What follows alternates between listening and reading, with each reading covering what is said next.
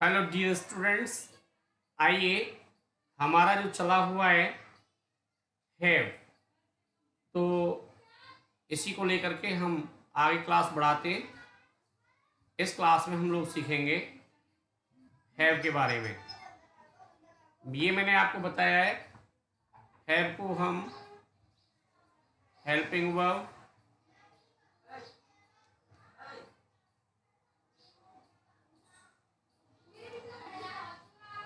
और इसको हम मेन वर्ब, टू टाइप से यूज करते हैं। हेल्पिंग वर्ब और मेन वर्ब की तरह हम इसे यूज करते हैं।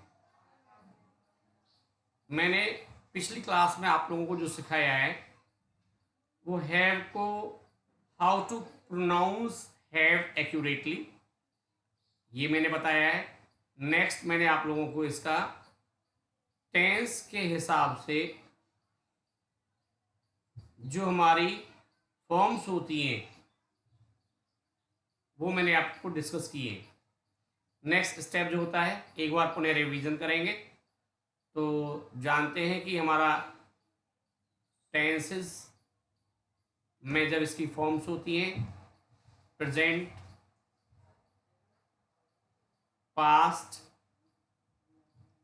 एंड फ्यूचर, ये जो थ्री टेंसेस होते हैं, यहाँ इसकी जो डिफरेंट फॉर्म्स होती हैं उन्हें डिस्कस करते हैं। हैव और हैज़, पास्ट टेंस इसकी ऐड हो जाती है और फ्यूचर में हम बेस फॉर्म को ही यूज करते हैं। यहाँ भी हम इसको ही यूज करते हैं। अब देखिए, जो ये मैंने फॉर्म्स लिखी इन्हें मैं आपको समझा के चलूंगा। हैव और हैज, हैव को हम लोग बेस फॉर्म बोलते हैं और हैज हमारी एस फॉर्म होती है। यहां तक आपको समझ आया होगा। अब आता है सर बेस फॉर्म तो हमें समझ आ गई, लेकिन एस फॉर्म समझ में नहीं आई क्योंकि एस फॉर्म कहीं भी नहीं लिखा हुआ है। तो चलिए आज थोड़ा इसी को हम आगे बढ़ाते हैं और इसी के बारे में हम चर्चा करते हैं। वर्ब्स जो होती हैं हमारी, वो मेनली हमें थ्री वर्ब्स को ही पढ़ना है, बी, डू एंड हैव। आइए इनकी हम फॉर्म्स के बारे में जानते हैं। जो बी है इसकी जो फॉर्म्स होती हैं is, are, am, was, were, और नेक्स्ट होती है हमारी being and final is been.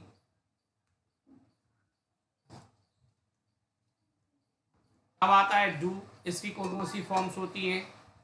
इसकी हमारी होती है डज और पास्ट में होती है इसकी डिड।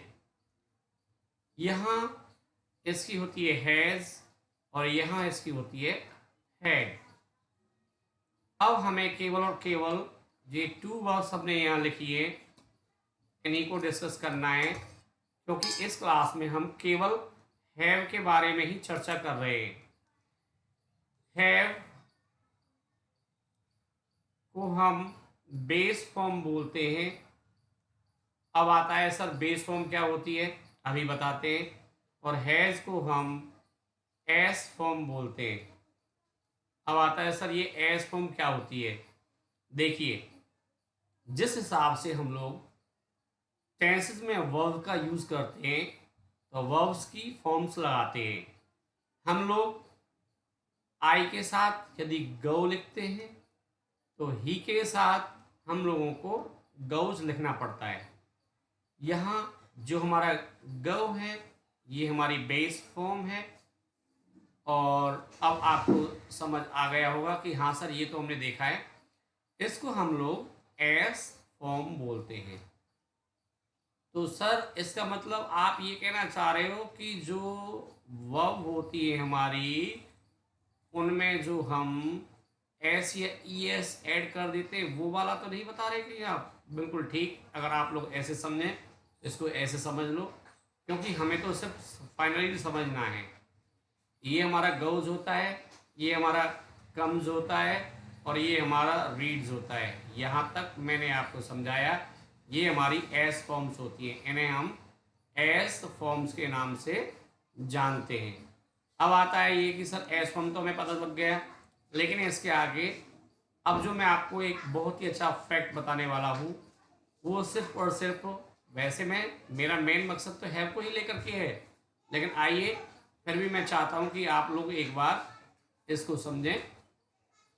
देखिए, हैव हमने इसे लिया, पहले मेन वर्ब की तरह लिया। अब जब इसे हम मेन वर्ब की तरह लेंगे, तो सबसे पहले तो हमें ये देखना है कि अधिकतर इसे परफेक्ट टेंस में लिखते हैं, परफेक्ट टेंस का ही यूज़ करते हैं, और हमें अधिकतर यही पता होता है कि ये परफेक्ट टेंस हैव से ही बनता है, क्योंकि वो मैं आपको टेंसेस की क्लास में, आने वाली क्लास में बताऊंगा। यहाँ सिर्फ आपको ये देखना है मेन वर्ब कैसे से यूज में लेते हैं, और इसको हेल्पिंग वर्ब की तरह कैसे यूज में लेते हैं। समझिए, जब हमारा सिंपल टेंस होता है, एक तो आप लोग ये चीज़ ध्यान से दिखा समझा लें, जो हमारा सिंपल टेंस जिसे आप लोग बोलते हो, वही हमारा इनडेफिनिट टेंस होता है। अब आप कहोगे सर इनडेफिनिट तो अलग होता है, सिंपल अलग होता है। नहीं, ऐसा नहीं है, क्योंकि आप लोग अच्छी तरह से जानते हो, इनडेफिनिट को ही सिंपल कहते हैं और सिंपल को ही इनडेफिनिट कहते हैं। अब ये कैसे कहते हैं, आइए इसे प्रूफ करते हैं, क्योंकि हम लोग फंक्शनल ग्रामर सीख रहे हैं। इसमें देखिए, जब हम लोग सीखते हैं पार्ट्स ऑफ टेंसेस, तो जब हम पार्ट्स ऑफ टेंसेस सीखते हैं, यहाँ हमें सिर्फ और सिर्फ ये बताया जाता है टेंसेस के 4 पार्ट्स होते हैं। अब 4 पार्ट्स में कहानी ये आती है, वो कौन कौन से होते हैं, जो आप लोग जानते हो। इनडेफिनिट होता है, ये बताते हैं। कॉन्टीन्यूअस होता है, ये बताते हैं। और जो आप लोगों का परफेक्ट होता है, ये बताते हैं। नेक्स्ट और फाइनल आता है हमारा परफेक्ट कॉन्टिन्यूअस, परफेक्ट कॉन्टिन्यूअस। ये 2 हो गया है, ये हमारा 3 हो गया, ये हमारा 4 हो गया। ये जो हमने लिखे, यहाँ जो पार्ट्स हम लोगों ने मेंशन किए, ये सभी क्या है हमारे, ये सभी हमारे टेंसेस के पार्ट्स के नेम हैं। Definite, continuous, perfect, perfect continuous. आइए, अब बात आती है जो सिंपल को आप अलग बताते हो। माय डियर, यदि ये अलग होता तो टेंसेस के जो पार्ट्स हैं वो हमारे 4 की जगह 5 होते, लेकिन 5 नहीं होते, केवल 4 ही होते। ये बात अब आपको अच्छी तरह समझ आ गई होगी। नेक्स्ट हम लोग आगे चलते हैं और सीखते हैं।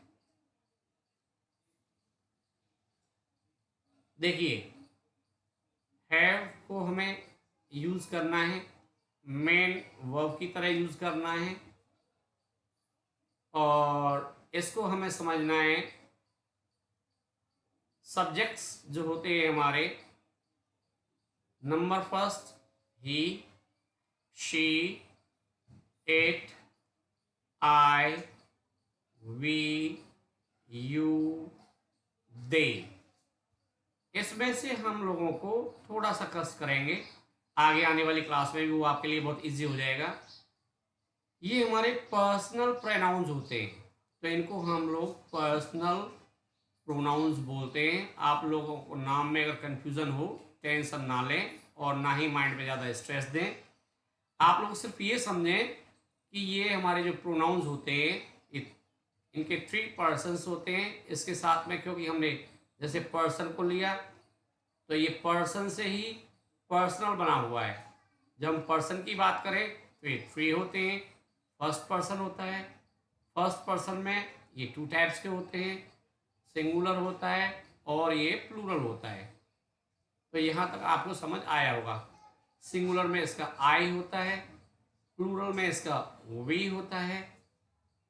अब सेकंड पर्सन को ले लेते हैं। सेकंड पर्सन का सिंगुलर भी यू होता है और प्लूरल भी यू होता है। अब आता है थर्ड पर्सन लेते हैं। थर्ड पर्सन में हमारा जो सिंगुलर होता है ही शी इट ये होते हैं, और इनका जो प्लूरल होता है वो दे होता है। माय डियर, बस यही आप गजब ढाने वाला है, यही आपको समझ आना चाहिए। आप लोगों को यही सीखना है। जो हमारे ये थर्ड पर्सन के सिंगुलर प्रोनाउंस होते हैं उन्हीं के साथ हम has, that means S form का प्रयोग करते हैं। अब आपको समझ आया होगा। मैंने यहाँ आपको यह क्यों समझाया है, क्योंकि हम लोग इसे प्रयोग करते समय कुछ कंफ्यूज्ड हो जाते हैं। जब कंफ्यूज्ड होते हैं तो उससे हमें अपने आप को अवॉइड करने के लिए ये हमने यहाँ तक सीखा। आइए उन्हें लेते हैं। ही, शी, इट, ये हमारे सब्जेक्ट्स हो गए। जब ये हमारे सब्जेक्ट्स हो गए, इनके साथ में हमको क्या यूज करना है, हैज यूज करना है। अब आता है आई, वी, यू, दे, ये हम लोगों के लिए क्या हो गए, सब्जेक्ट से। लेकिन third person singular number subjects को छोड़ करके इनके साथ हम हैव का यूज करते हैं। इसी से हमारा स्ट्रक्चर तैयार हो जाता है। यहाँ यदि हम इसको ऐसे कर दें तो इससे हमारा स्ट्रक्चर तैयार हो जाता है। दैट मीन्स बिगिनिंग में हम लोगों को क्या लगाना होता है, बिगिनिंग में हम लोगों को सिर्फ और सिर्फ सब्जेक्ट लगाना होता है। यहाँ मैंने लिखा नहीं है, ये हमारा सब्जेक्ट्स है जो मैंने यहाँ लिखा है। इसके बाद में ये हमारा मैंने वर्ब को मेंशन किया और ये यहाँ पे नाउन को मेंशन किया। अब आती है ये कि सर जो नाउन है, जिस हिसाब से हम वर्ब के बाद ऑब्जेक्ट लगाते हैं, वर्ब के बाद हम कॉम्प्लीमेंट लगाते हैं, और उसी हिसाब से हम इसको क्या कहें। तो बच्चों, ये आप लोगों के लिए होमवर्क है, आप इसे मुझ तक जरूर पहुंचाएं। इसको हम क्या बोलें, हम इसे ऑब्जेक्ट बोले या कॉम्प्लीमेंट बोले। आइए आगे इसको थोड़ा सा लीड करते हैं, आगे बढ़ते हैं। हैव को हम लोगों ने मेन वर्ब की तरह यूज किया है। तो जब हमने इसे मेन वर्ब की तरह यूज किया है तो इसका स्ट्रक्चर जो हमने समझा है, सब्जेक्ट प्लस हैज या हैव प्लस नाउन, ये तो हम लोगों ने इसको प्रेजेंट में यूज किया। यदि हम इसे पास्ट में ले जाना चाहें, यदि ये तो हमने इसको प्रेजेंट में यूज किया, और यदि हम इसे प्रेजेंट, यदि हम इसे पास्ट में ले जाना चाहें तो इसका हो जाएगा subject plus had plus noun हो जाएगा प्लस फुल स्टॉप। अब आइए, ये हमने इसको पास्ट में यूज किया। यहां आपको एक चीज और अच्छी तरह से बता दूं। देखिए, ये आवश्यक नहीं है कि सभी चीजों को हमें बुक्स में ही लिखा मिले। कुछ चीजें ऐसी होती हैं जैसे कि जब हम जिसे स्वाद से, समझ के, देख के भी जान जाते हैं। चलिए, अभी स्टोरी का समय नहीं है, हम बिजी हैं। आगे हम आने वाली क्लासेस में आपको स्टोरीज के सहायता से भी कराएंगे। यहाँ हम समझते हैं जो हमने ये प्रेजेंट लिखा, अब हमें याद नहीं रहता है कि ये हमारा इंडेफिनिट है, परफेक्ट है, या कौन सा है, कंफ्यूजन होता है। तो आपकी सुविधा के लिए बता दूं, आप इसको हमेशा इस हिसाब से लिखा करो, प्रेजेंट इंडेफिनिट टेंस फॉर्म। यदि आप इसे ऐसे करते हो तो फिर आपको आने वाले भविष्य में कभी भी परेशानी नहीं होगी। ऐसे ही यहां हमने लिया पास्ट इंडेफिनिट टेंस फॉर्म। यदि हम इसे इस हिसाब से कर लेते हैं, ये मैंने आपको पहले ऑलरेडी बता दिया है। जो हमारा हैज है, हैज का प्रयोग हम कहाँ करते हैं, हैज़ के साथ हम लगाते हैं ही, शी, इट।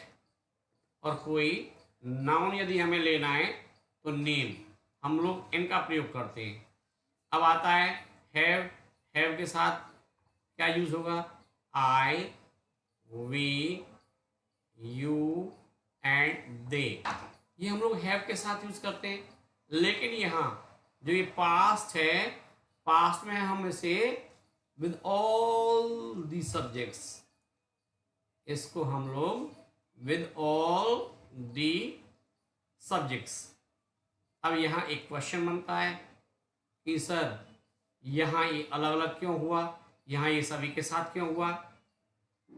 आगे आने वाली क्लासेस में जब हम लोग कॉम्पिटिटिव एग्ज़ाम के लिए आप लोगों को तैयार करेंगे, उस समय आप ऑनलाइन पे अपनी क्वेरीज भेज रहे होंगे और हम आप लोगों को आंसर्स दे रहे होंगे। माय डियर, इसको आगे थोड़ा सा लीड करते हैं, क्योंकि हम लोग क्या सीख रहे हैं? हैव। और हैव को कैसे सीख रहे हैं? हम इसका मेन वर्ब की तरह फंक्शन सीख रहे हैं। जब इसको हम मेन वर्ब की तरह यूज़ करते हैं, ये तो हमने सीख लिया कि सर ये हैव आता है और ये ऐसी कोई फॉर्म हो सकती है। उसके बाद हमारा एक नाउन आता है और इससे हमें पता चल जाता है कि ये हमारा सिंपल टेंस जिसे आप लोग बोलते हैं, चाहे आप इसको सिंपल बोलो और चाहे आप इसको इनडेफिनिट बोलो, दोनों का मतलब एक ही है। जो आप बोलना चाहें वो आप इसे बोल सकते हैं। नेक्स्ट हम आगे बढ़ते हैं और सीखते हैं इसके बारे में कि इसका जो स्ट्रक्चर होता है। अब इसमें जो एक फंटास्टिक फैक्ट आने वाला है, उसे सुन के आप कंफ्यूज ना हो और आप कमेंट करने से पहले थोड़ा सा इसे गहराई से समझें और सीखें। हम इसके साथ हैव के बाद यदि गॉट लगा दें तो आपके हिसाब से ये क्या बन जाएगा? परफेक्ट। लेकिन नहीं, ऐसा नहीं है। इसे हम आपको नेक्स्ट क्लास में ला करके समझाते हैं, क्योंकि जब हम गॉट को हैव के साथ यूज करते हैं तब भी ये सिंपल ही होता है, जैसे आप लोग इनडेफिनिट कहते हो। तो अब आप लोगों से विदा लेंगे। बहुत बहुत धन्यवाद। ऑनलाइन क्लासेस जारी है, चाहे आप किसी कॉम्पिटिटिव एग्ज़ाम के बारे में क्लास लेना चाहें और या फिर आप लोग स्पोकन इंग्लिश से रिलेटेड लेना चाहें, क्योंकि यहाँ राइटिंग स्किल्स की जो 4 पार्ट्स होते हैं, reading, writing, listening and speaking, ये सभी हम आप लोगों को बड़ी शांति से, बड़े प्यार के साथ कराते हैं। हाँ, एक चीज़ तो बताना भूल ही गया, एक कंडीशन और होती है, यदि आप लोग नहीं सीखते तो आप लोगों की फीस रिफंड कर दी जाती है। इसी के साथ थैंक यू वेरी मच।